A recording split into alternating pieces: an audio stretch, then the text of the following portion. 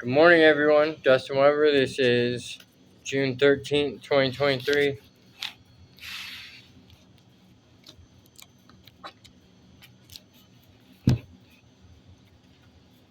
First John 5.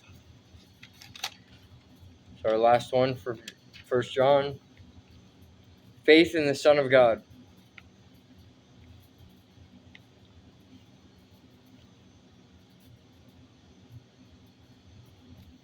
Everyone who believes that Jesus is the Christ has become a child of God.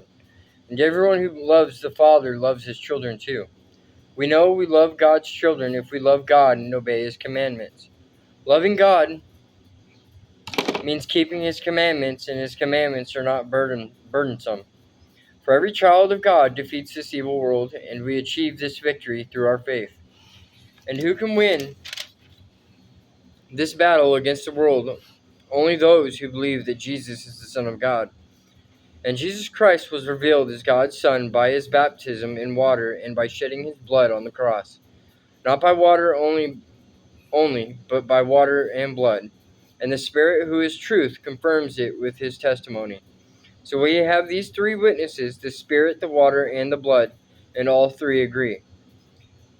Since we believe human testimony, surely we can believe the greater testimony that comes from God.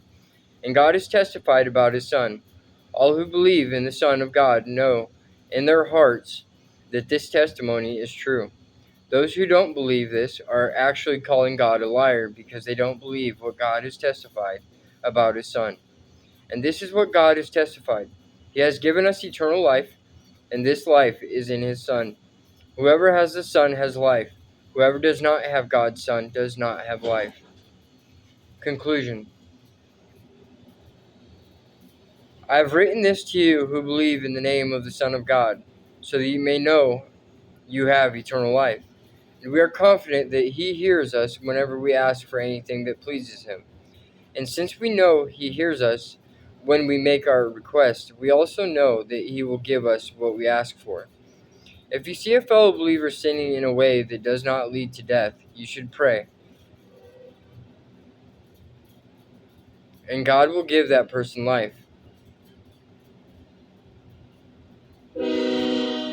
But there is a sin that leads to death, and I am not saying you should pray for those who commit it.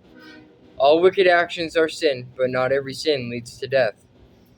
We know that God's children do not make a practice of sinning, for God's Son holds them securely, and the evil one cannot touch them. We know that we are children of God, and that the world around us is under the control of the evil one. And we know that the Son of God has come, and he has given us understanding so that we can know the true God. And now we live in fellowship with the true God because we live in fellowship with his Son, Jesus Christ. He is the only true God, and he is eternal life. Dear children, keep away from anything that might take God's place in your hearts.